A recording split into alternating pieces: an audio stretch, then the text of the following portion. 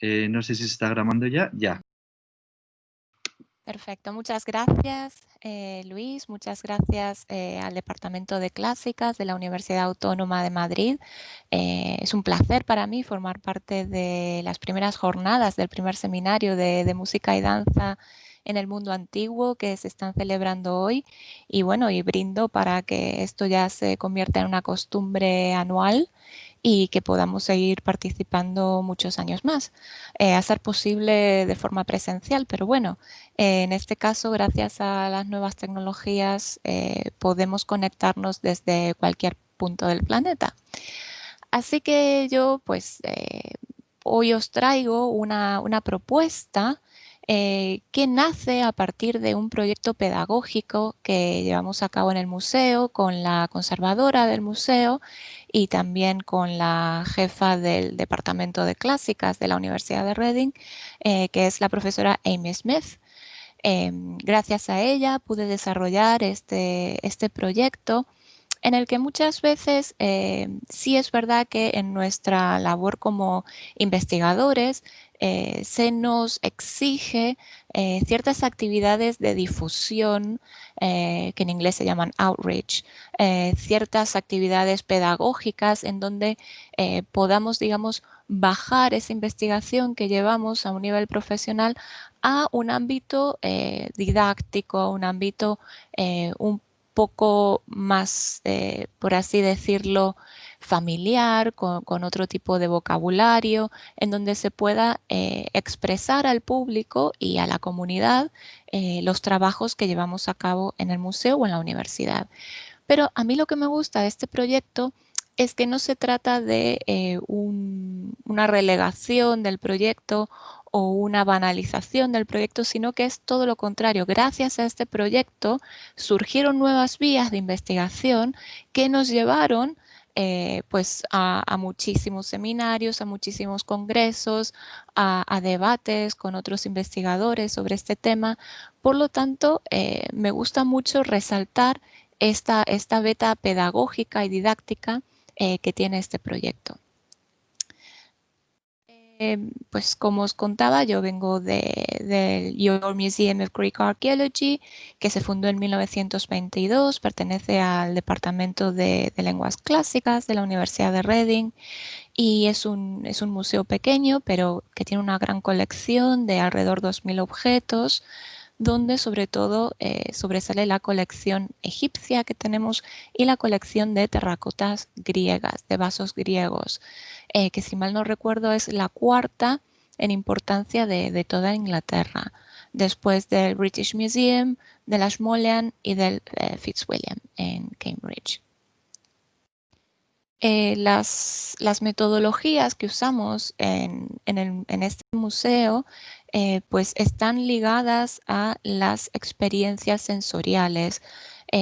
Todos los programas educativos, sea cual sea el tema, pues se centra en la atención al objeto en sí, en la manipulación del objeto, para que la gente, desde niños pequeños, nuestros estudiantes universitarios, estudiantes de doctorado, de máster, profesionales, académicos o familias que se acercan, puedan manipular ellos mismos el objeto y a partir de utilizar casi todos los sentidos, pues pueden explorar ciertas facetas, por ejemplo, en torno al material, solamente tocando el objeto se puede apreciar la rugosidad, el peso, la calidad, la textura, también el estilo, cómo suena al darle unos pequeños golpecitos y también al manipularlo a formar parte de la funcionalidad del objeto,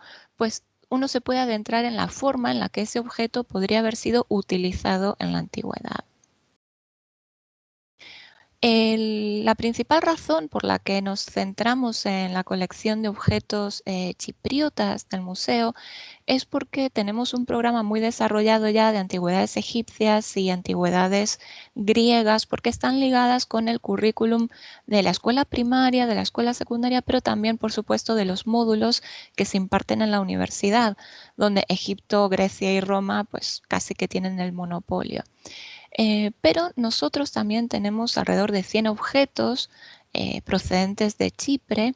La mayor parte se tratan de donaciones, por ejemplo, las más tempranas desde 1913, antes que Reading existiera como universidad como tal.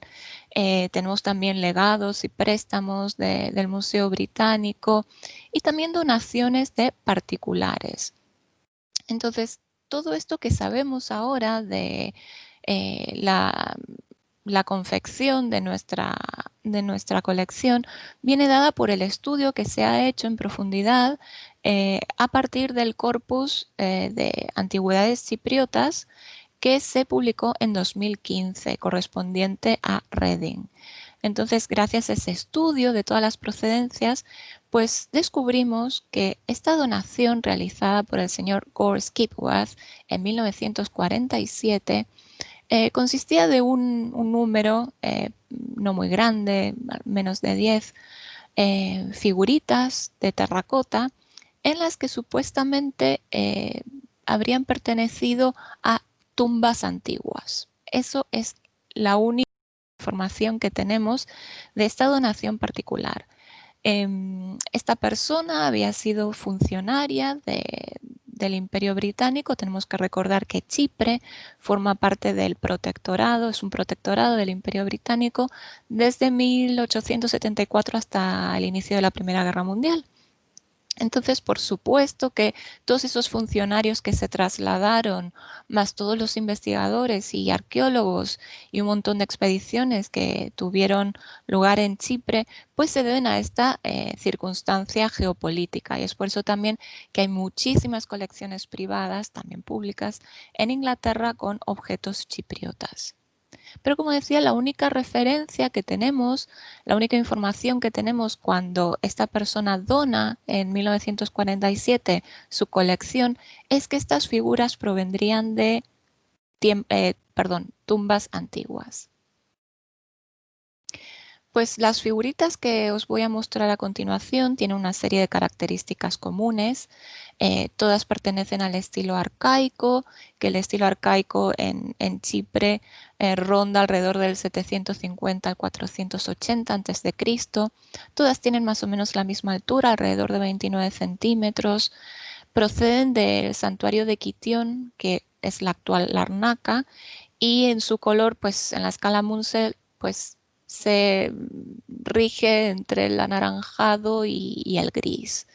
Se llama estilo camelarga a un estilo que se da sobre todo en un santuario que fue excavado creo recordar, en 1894 por John Linton Mars, en donde se encontró en un santuario, en un pozo asociado en un santuario, alrededor de 50 estatuillas, todas con las mismas características, en donde se observa un cuerpo acampanado hecho con torno de alfarero. La testa siempre está hecha con molde y los brazos y las manos son modeladas manualmente y siempre están sosteniendo un atributo, están sosteniendo un objeto. Nosotros contamos con 5 modelos femeninos y un modelo masculino y pues la interpretación básica y la interpretación tradicional que se ha dado siempre es que se tratarían de ex voto, se trataría de un acto ritual, que sabemos que en arqueología decir que algo es ritual es un poco palabra clave para decir no sabemos, no tenemos ni idea. Pero sí es verdad que estaría relacionado con la ritualística y con ciertas prácticas que pues permitían la cohesión de la sociedad y la interacción y la planificación de distintas identidades dentro de la comunidad local. Bueno, pues aquí un pequeño mapa para que observen la distribución de los santuarios y de las necrópolis asociadas a los distintos reinos en época arcaica. Pues aquí al sur se ve la ciudad de Kitión, como decía Larnaca, y cada reino chipriota, cada reino de época arcaica tenía asociado pues santuarios, obviamente viviendas, necrópolis, pero también una serie de centros de producción coroplástica, en donde pues se creaban esta serie de ofrendas, de figuritas, de terracota, de distintos estilos, de distintas medidas. Hay muchísimos prototipos, pero todos guardan cierto aire, todos guardan cierta similitud. Y aquí están las tan mentadas figuritas de terracota de nuestro museo. Pues la figura de la derecha está en mayor tamaño, no porque realmente sea de mayor tamaño, sino porque su estado de conservación es bastante bueno y porque quería también que apreciaran los restos de policromía en la cara. Entonces, pues como decía, se tratan de figuras campaniformes, casi como vemos aquí, aquellas que han conservado su base. Otra vez las caras están realizadas en molde, lo cual es muy curioso porque a veces cuando el molde está muy desgastado nos permite ver esa transición en la fabricación. Tengo que recordar, por supuesto, que estas figuras de terracota, esta forma de representar, ya sea un aspecto ritual o no, ya veremos a continuación, no es exclusiva de Chipre. Estas figuras de terracota se han encontrado alrededor de todo el Mediterráneo, en toda la cuenca del Mediterráneo, siempre con una función o doméstica o funeraria o en los santuarios y pues invito a todos los que quieran profundizar en la producción coroplástica desde la protohistoria hasta la época romana, pues que consulten el maravilloso ejemplar publicado, creo que fue en el 2016, por Angela Bellia y por Clemente Marconi, que son músicos, Musicians in Ancient Choroplastic Art, músicos en el arte antiguo coroplástico, porque ahí tendrán pues un panorama de todas estas esculturas y todas estas prácticas que hoy os traigo. Entonces, como decía, estas figuras pues tienen los brazos modelados y parecen sostener distintos objetos. Aquí parece que está sosteniendo un pequeño carnero, aquí el atributo pues no se ha conservado bien, aquí pues tradicionalmente se ha considerado que es un escudo, otros creen que es una cornucopia, pero sí es verdad que hay una serie de figuras como estas en las que se está sujetando un elemento circular que parece hacer referencia a un tambor de marco. El tambor de marco protohistórico que habría venido de Oriente Medio en los primeros movimientos colonizadores de la isla de Chipre. Ya sabemos que la isla de Chipre está en ese cruce de caminos del mundo del Levante, de Oriente Medio y del mundo Egeo. Pues parece que haber cierta influencia de Oriente Medio y también quería hacer referencia a la policromía que se ha conservado en esta figurita, en la 47232, porque vemos que está ricamente vestida, aquí también vemos ciertos rasgos de policromía, pero también está enjollada. Y el instrumento musical pues también está coloreado. Esto nos está dando la pauta que quizás esta representación no sería de músicos como tales, sino que sería una representación o de las élites o de la clase gobernante o de las divinidades propiamente dichas. ¿Cómo sabemos que estas figuras son del estilo Camelarga si realmente no tenemos mayor información en el museo? Pues básicamente comparándolas con otras colecciones, sobre todo con una colección que tenemos muy cerca, que es la de la Schmolean, en donde vemos que es tal cual, utilizado es el mismo molde para la artesta. Pues también tenemos aquí carneros, otros animales, aquí parece un pájaro, aquí tenemos otra cornucopia. Y si vuelvo atrás, me olvidé de comentar que tendríamos varios tipos femeninos, pero solamente uno masculino. Vasos Karageorgis, que fue el gran arqueólogo chipriota que se dedicó a documentar la arqueología de toda la isla, pues en su catálogo de figuras de terracota de época arcaica, Pues él cataloga sobre todo dos tipos, de acuerdo al tocado que llevan. Y uno sería el masculino, ya que el tocado suele ser cónico y suele portar lo que él denomina un escudo. Y luego estarían los tipos femeninos, que parecen tener la cabeza velada, aunque vemos que aquí, en otras circunstancias, pues parece más un tocado cónico. Pero bueno, más allá de estas cuestiones de género, como comentaba, pues la colección de la Schmolean sí está documentada. Sí sabemos que estas figuras provienen de Quitión, del santuario de Camelarga. Entonces, por comparación formal, pues podemos apreciar que se trata de este estilo que estaba comentando.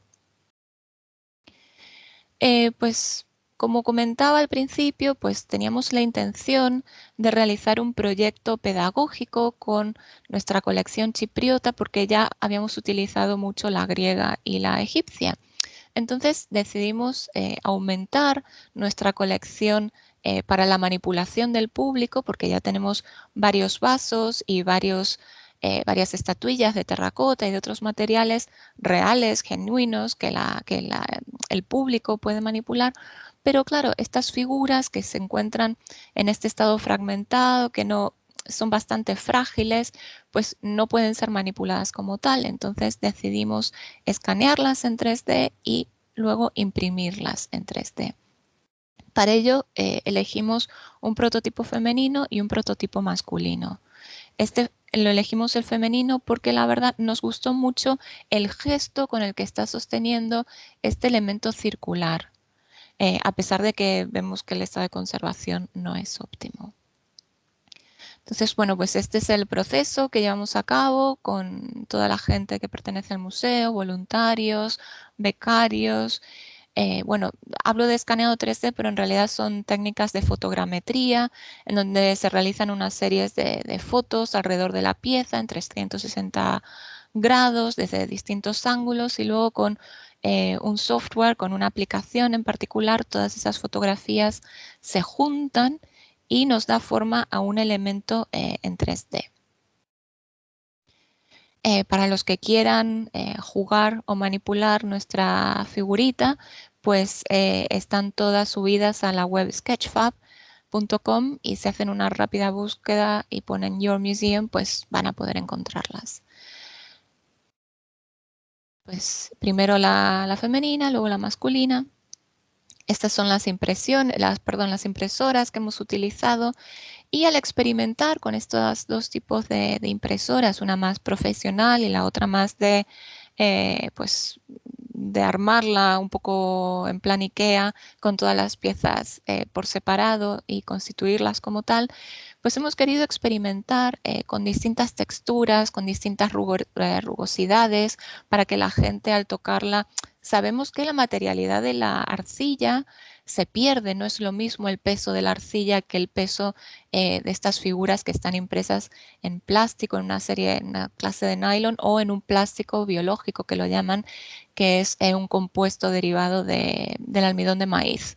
Entonces se supone que es biodegradable. Entonces tenemos impreso en varias texturas para que la gente pueda experimentar con el tacto, también en distintas dimensiones para experimentar pues también con la funcionalidad y con la forma que uno tiene de relacionarse con un objeto menor o con un objeto más mayor en distintos materiales, como acabo de comentar, en distintos plásticos y también en distintos colores.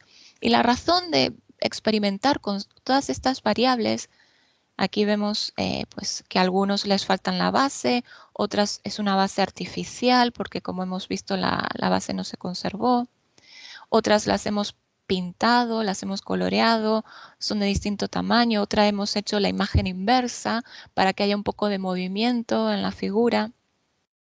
Estas son todas, bueno, estas digamos es la primera tanda, es la primera tirada de impresiones que realizamos.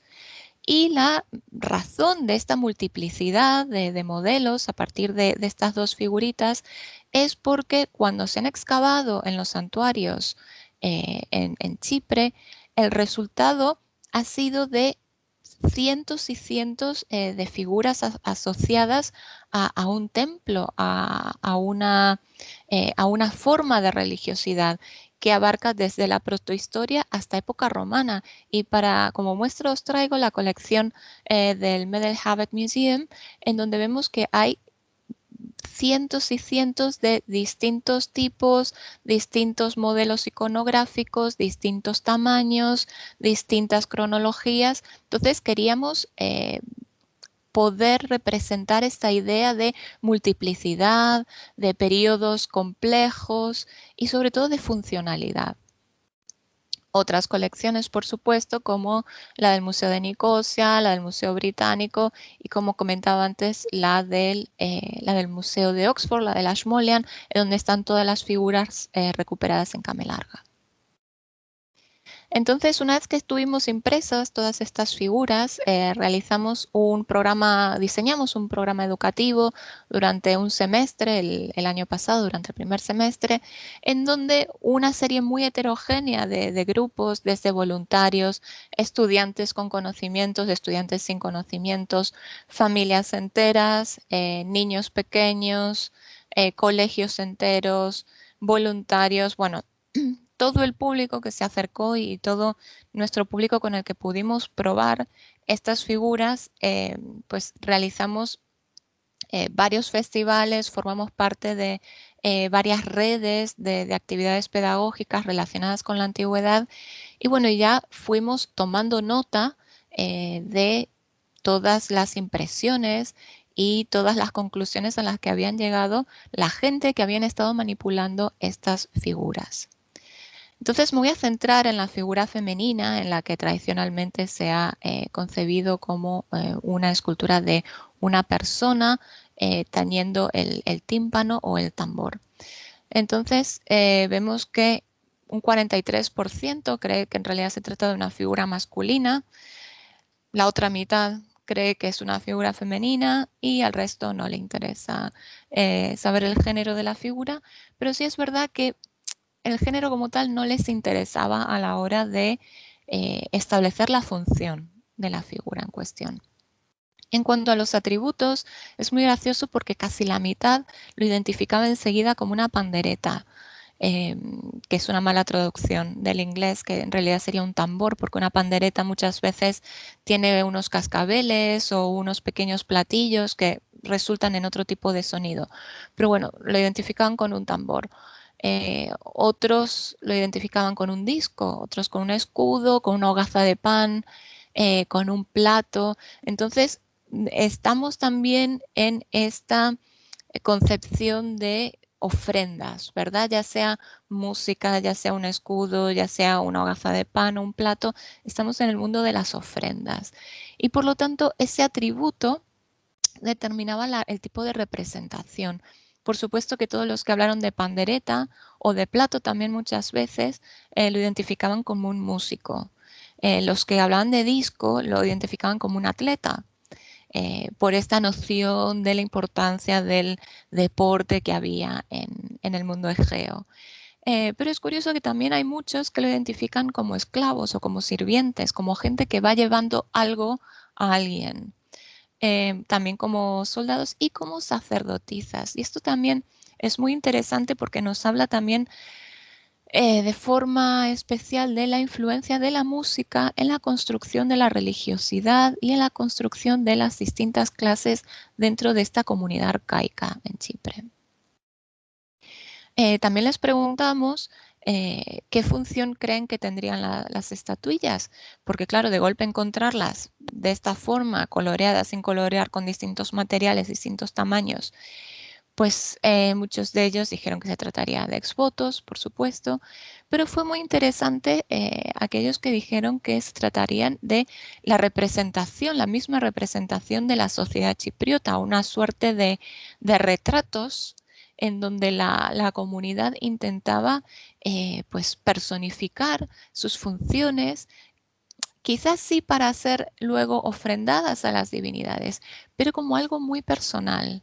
Esto también nos lleva mucho al tema de la identidad y cómo todos los sistemas rituales no hacen otra cosa más que asentar el concepto de identidad y afianzar el lugar de la persona dentro de la propia comunidad. El ritual no es solamente de una persona hacia la divinidad, sino también es de la persona dentro de su propia comunidad para establecer lazos de cohesión. Otros, sobre todo las figuras más pequeñitas, la identificaron como amuletos parecidos a los usheptis que conocemos en Egipto, y esto también es muy interesante por la relación estrecha que había entre Egipto y Chipre en época arcaica. Y por supuesto como juguetes, lo cual también nos está incluyendo el elemento lúdico de esta actividad que estábamos practicando. Entonces, como estaba diciendo, esta revelación de la importancia musical que tenía para nuestro público en estas figuritas, en este proyecto, pues nos hizo que profundizáramos en el tema de la música en época arcaica en Chipre. El museo tiene una larga trayectoria investigando sobre la importancia de la música en la antigüedad. Hace 2 años estuvimos celebrando la reunión anual de la organización Moisa, y también tuvimos una exposición sobre música en la antigua Grecia. Entonces, bueno, también es una línea de investigación ya muy tocada por nosotros, pero no se había dado, no se había extendido al área chipriota.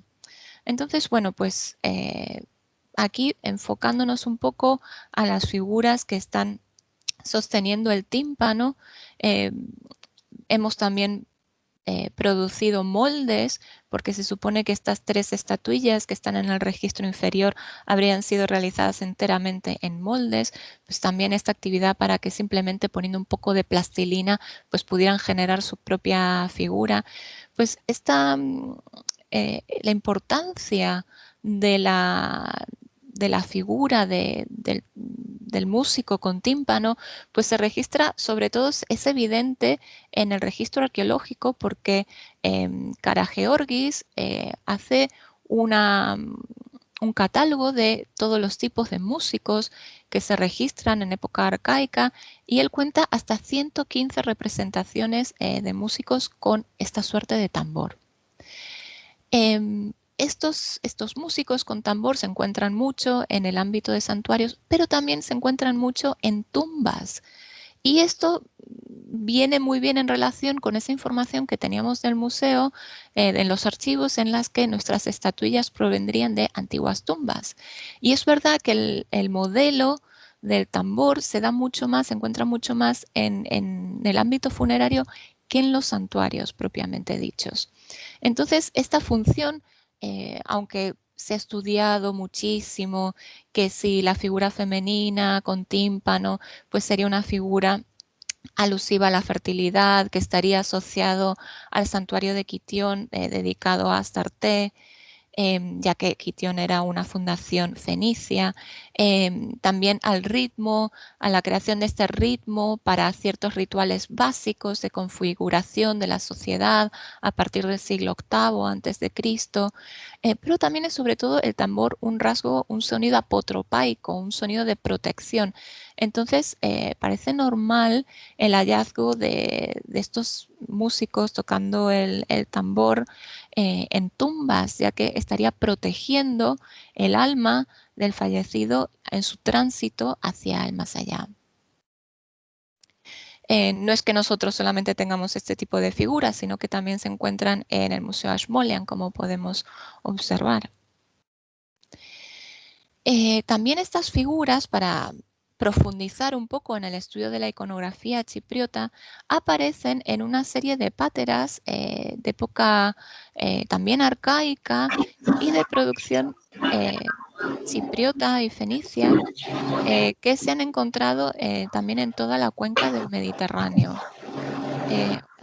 Pido disculpas, pero estoy escuchando como un audio de sonido de fondo que es bastante molesto.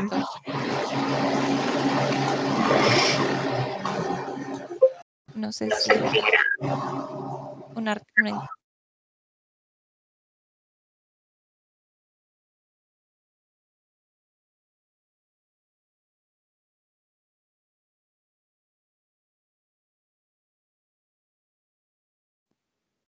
Claudina, no Sí, sé qué he hecho, pero te he silenciado y también. a ver. Perdóname.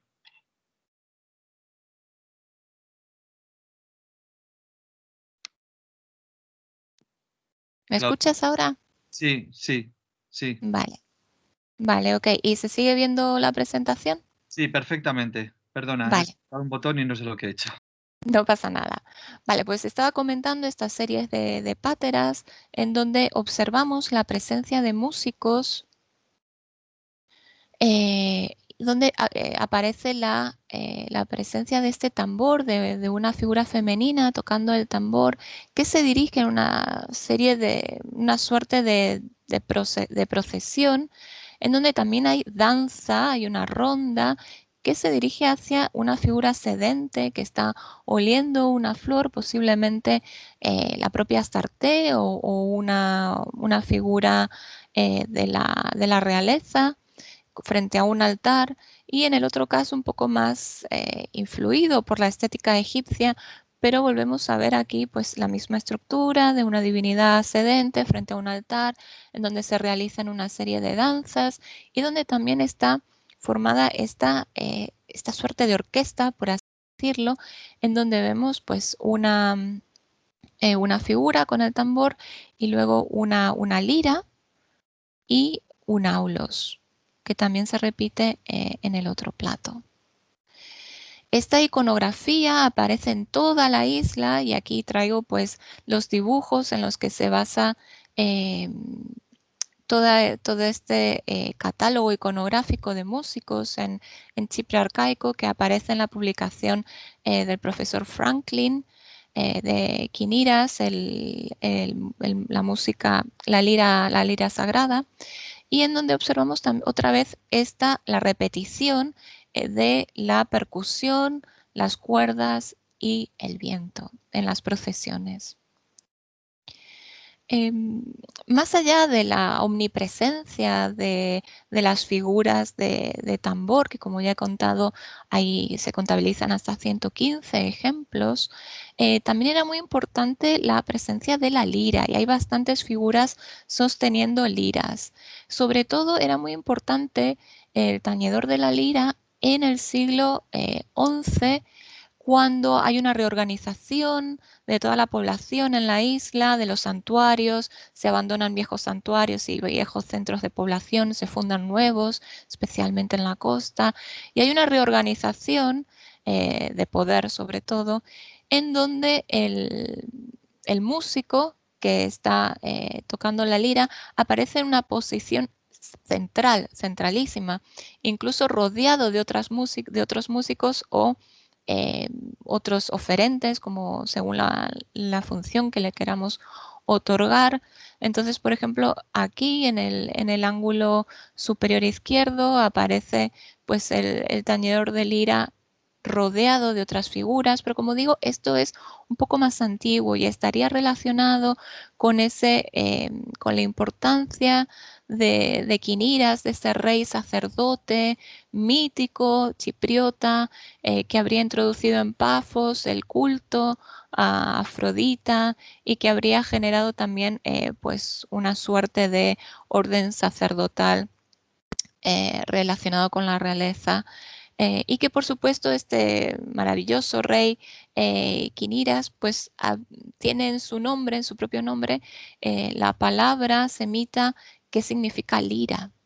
Entonces, bueno, vemos que aquí la lira está fuertemente asociada a un rasgo de poder, a un rasgo sagrado. En época posterior, en la época de Camelarga, en la época arcaica, pues también vemos que hay figuritas que están tañendo la lira. Y si bien es difícil bueno, de poder interpretar casi o de poder visualizarlo, ya sea por el deterioro de la figura o porque estamos hablando de elementos que se han añadido, que se han modelado, que miden unos pocos centímetros. Entonces, bueno, también es difícil de observar. Pero sí que en esta pues hace más referencia a esa lira de Oriente Medio que tiene una influencia clara en Chipre, con extensión las cuerdas diferentes, con un rango melódico más amplio y un rango armónico también más amplio, con la lira simétrica que proviene ya de Grecia, del mundo egeo, en donde todas las liras tienen la misma, perdón, donde todas las cuerdas tienen la misma longitud, y se habla ya de un menor rango melódico y más de un estilo recitativo a la hora de interpretar la música. Pero bueno, nosotros no tenemos un músico tañendo la lira, por lo que gracias a esta aplicación hemos creado el instrumento de la lira y lo hemos insertado en la figurita original. Entonces, en lugar de estar sosteniendo el tambor, nuestra figura aparece ahora también sosteniendo los dos tipos de lira que ya habíamos visto en esas pateras fenicio-chipriotas. Entonces, bueno, pues esta es una innovación que hemos hecho en nuestra colección y también es una forma de difundir y de seguir profundizando en la importancia de la música en Chipre arcaico. Por supuesto que también hemos desarrollado la figura que toca el aulos, esta doble flauta que también aparece en las figuras anteriores y posteriores a época arcaica. No tengo yo a mano una figura del estilo camelarga en donde se esté representando tocando el aulos, pero sí es verdad sobre todo que en esta figura de la Schmolian, si bien falta, no se ha conservado el instrumento en sí, sí que tiene la banda con la que se sujetaba el aulos a la boca y las muñequeras también para poder interpretar este instrumento de viento. Y como si bien esta figura es anterior, pero vemos la misma forma de campana en la base y la misma fabricación, la misma metodología a la época de realizar estos exvotos. Entonces aquí como primicia, esto todavía no lo ha visto nadie, os traigo las dos impresiones que hemos realizado de los dos prototipos de el músico tocando el aulos, para tener ya nuestra orquesta completa como habíamos visto en esas pateras. Bueno, pues a partir de generar y de imprimir estas figuras, estos músicos, pues lo dimos otra vez, hemos vuelto a realizar un programa pedagógico para ver cómo la gente pues interactuaba con los músicos y cómo creían ellos que la música habría formado parte de la vida en Chipre y realizamos estas animaciones que como ven son muy rudimentarias, son muy básicas, pero bueno, yo creo que es muy curioso los temas que fueron elegidos porque se complementan con las interpretaciones tradicionales de la bibliografía especializada.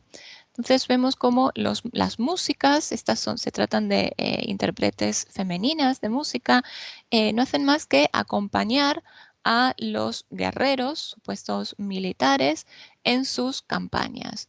Entonces, si bien la presencia de música entre las tropas pues está registrada en toda la antigüedad, quiero volver a un tema que acaba de hablar la profesora Isabel Rodríguez, que era la unión de la música con el guerrero, con el héroe de guerra que ya se ve en Aquiles. O sea, estamos hablando de algo que precede al siglo VIII antes de Cristo y que incluso aparece en un vaso en Nicosia del siglo XI antes de Cristo, en donde vemos pues una figura masculina estante tocando la lira y con una gran espada que está colgada de su cinturón.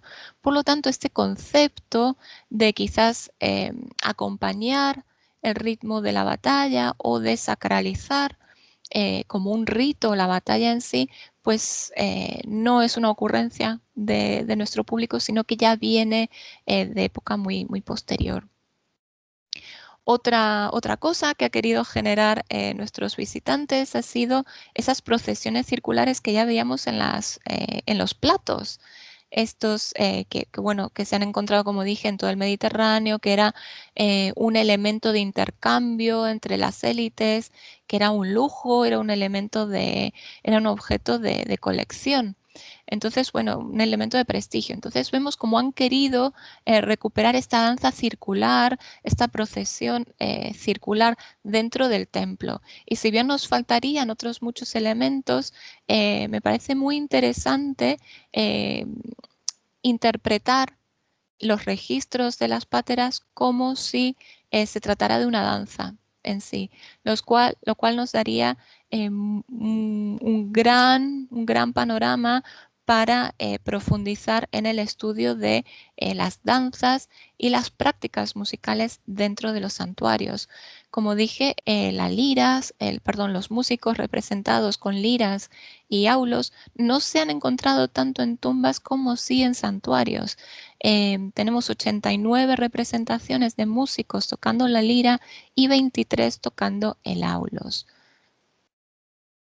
Por último, una danza entre guerreros y figuras femeninas o no, tocando música, practicando música y también pues esta idea de cierto elemento lúdico, cierto elemento de sacralidad a la hora de interpretar, a la hora de leer los distintos rituales dentro de los santuarios.